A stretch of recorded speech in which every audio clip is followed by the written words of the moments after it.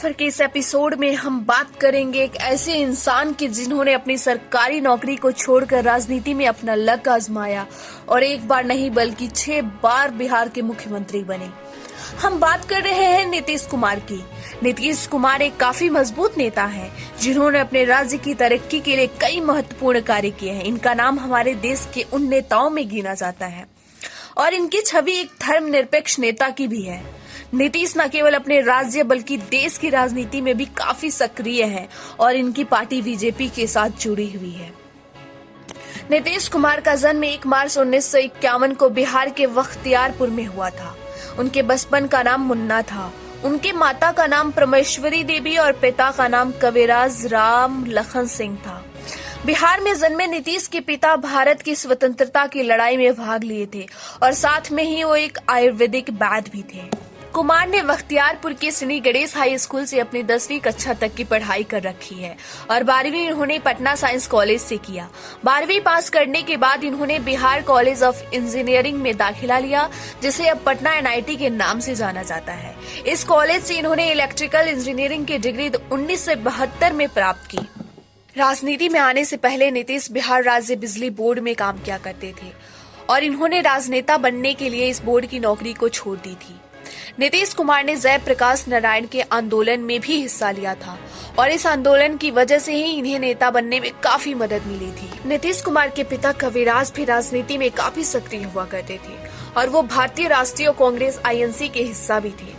हालांकि लोकसभा चुनाव में इनके पिता को कांग्रेस पार्टी द्वारा टिकट नहीं दिया गया था, जिसके कारण इनके पिता जनता पार्टी से जुड़ गए थे।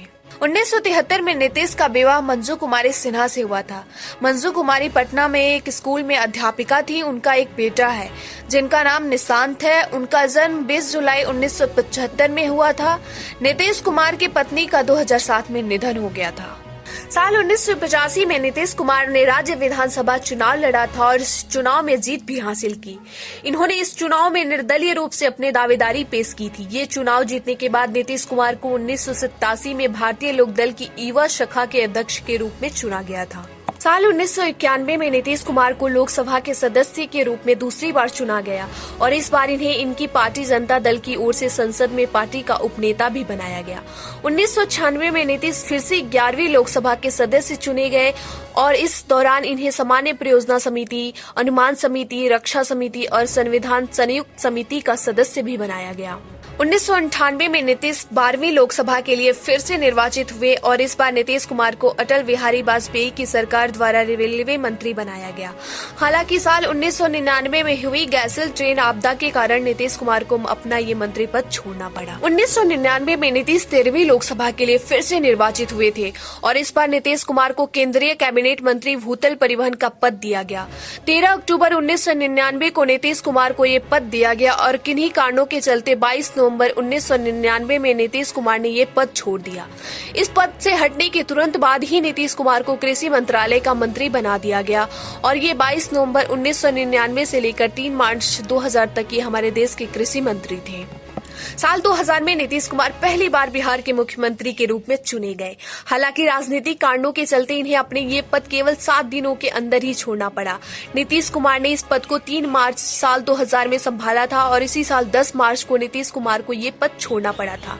ये पद छोड़ने के बाद इन्हें फिर से कृषि मंत्री बना दिया गया था और ये 1 साल तक कृषि मंत्री बने रहे। प्रथम बार रेल मंत्री रहते हुए नीतीश ने रेलवे की स्थिति सुधारने के लिए कई अच्छे कार्य किए थे और इन्हीं कार्यों के चलते इन्हें साल 2001 में अटल जी की सरकार में फिर से ये पद सौंपा गया और ये 3 साल तक रेलवे मंत्री रही।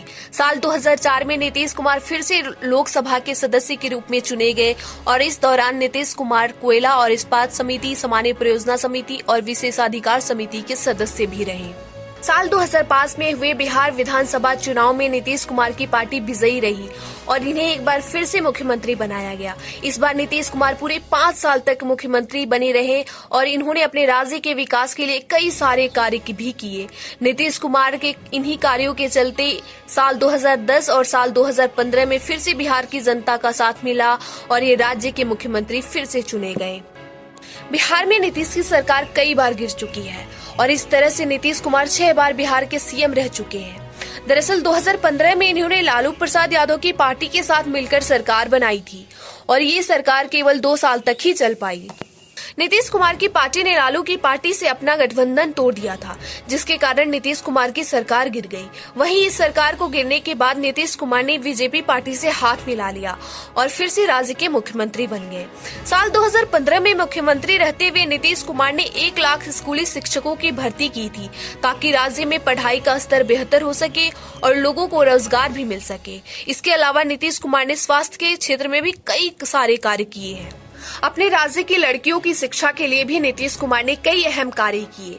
नीतीश कुमार ने स्कूल जाने वाली हर लड़की को साइकिल दी, ताकि लड़कियों को स्कूल जाने में कोई दिक्कत ना हो और अधिक से अधिक लड़कियां स्कूल जा सके। इस साल फिर से बिहार में विधानसभा चुनाव होने जा रहा है। खबरों की माने तो नीतीश कुमार इस बार भी बीजेपी के साथ गठबंधन में ही चुनाव लड़ेगी।